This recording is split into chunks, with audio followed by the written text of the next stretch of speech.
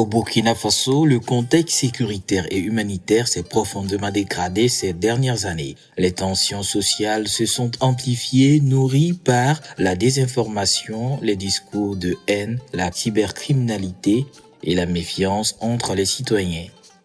Avec un taux d'utilisation de l'Internet et des réseaux sociaux de plus en plus élevé, les citoyens sont devenus à la fois producteurs, diffuseurs et consommateurs de tout type de contenu. Avant l'avènement du projet Espace Civique, notre commune était confrontée à plusieurs difficultés, parmi lesquelles nous pouvons citer des conflits liés aux terres, des conflits intercommunautaires, interreligieux. Il y avait aussi l'absence d'un cadre d'échange entre l'ancienne et la nouvelle génération. J'utilisais les réseaux sociaux de façon hasardeuse parce que toute information que je recevais et qui m'intéressait était automatiquement likée, commenter puis partager. C'est pour répondre à ces défis qu'est né le projet Espace Civique mis en œuvre par des organisations de la société civile OSC burkinabé sous le leadership du Centre pour la gouvernance du secteur de la sécurité Genève, DECAF, avec l'appui financier du Bureau de la coopération belge au développement sur la période 2024-2025. Le projet Espace Civique est un projet qui a été mis en œuvre durant 18 mois et sous financement du Royaume de Belgique et dans un contexte assez particulier du Burkina Faso avec des tensions sociales. Et c'est un projet avec un objectif noble qui est de promouvoir la paix et la cohésion sociale tout en renforçant la résilience des organisations de la société civile à promouvoir cette liberté de communication en ligne et en hors ligne.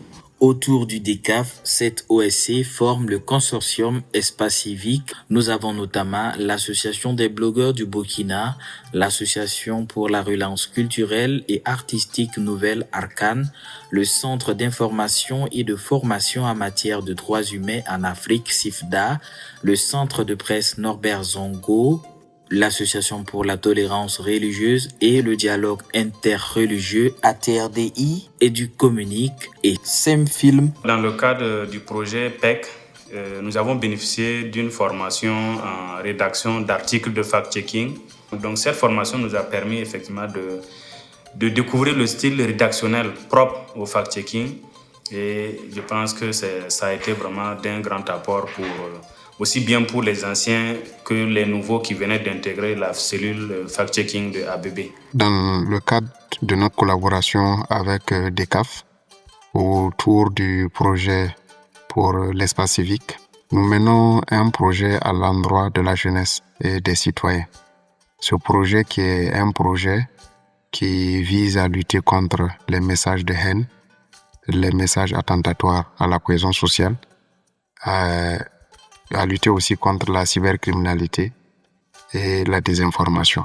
Pour ce qui est du Centre national de presse Norbert Zongo, il s'agit essentiellement d'activités à l'endroit des journalistes et d'autres activités aussi en lien avec les services de sécurité et de défense.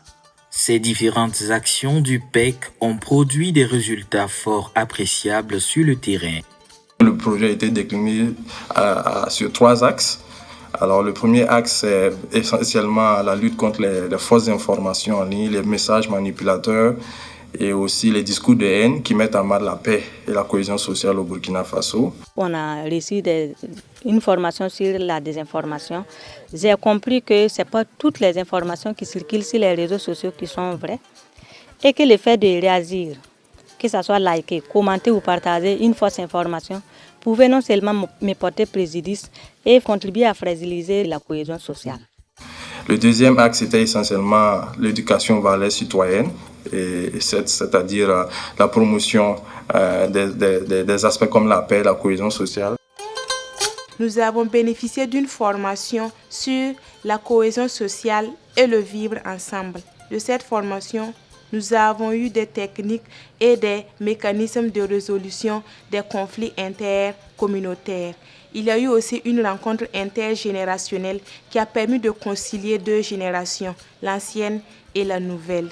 Ça nous a permis d'être, en tout cas, avoir une vie en communauté, une vie partager d'autres expériences que nous avons eues, et s'asseoir ensemble échanger par rapport à ce que nous avons dit.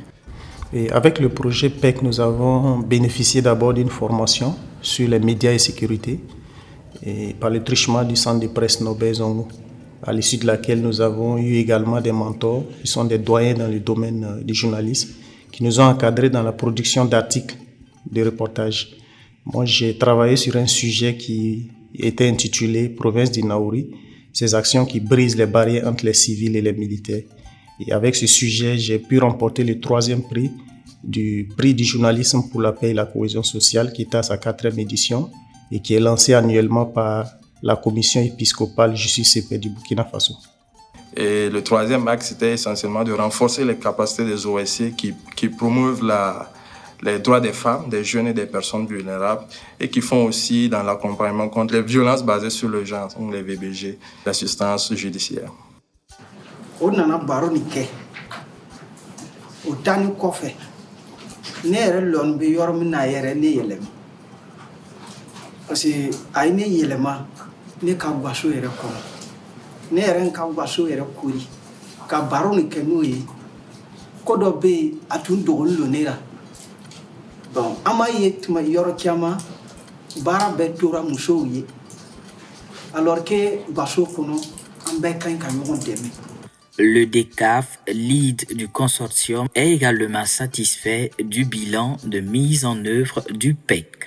Nous avons un point de satisfaction, c'est le niveau d'internalisation de tous ces comportements qui viennent renforcer un des piliers du gouvernement de transition, qui est contribuer à renforcer la cohésion sociale et la réconciliation nationale. Le projet Espace Civique prend fin en cette année 2025. Au regard de ces résultats engrangés, les différents acteurs suggèrent la pérennisation du projet. Il était prévu, par exemple, dans le cadre des activités du Centre national de presse Norbert Zongo, d'élaborer un guide sur le mécanisme de collaboration entre FDS et population. Nous sommes au terme de l'élaboration du guide avec quelques difficultés que nous avons rencontrées. Malheureusement, la fin du projet fait que nous ne pouvons pas utiliser le guide pour élaborer les messages. Et nous espérons que dans le cadre peut-être d'une seconde phase, on puisse mettre en œuvre effectivement les recommandations du guide. Le PEC a eu un engouement des populations depuis sa mise en œuvre en 2024. Il a surtout eu un impact positif dans ses zones d'intervention en 2 ans d'exécution. Au vu de son impact positif, il serait important de voir comment l'étendre à plus de régions afin de toucher le maximum de personnes. C'est le lieu de faire un plaidoyer pour une phase 2 du projet éducation civique.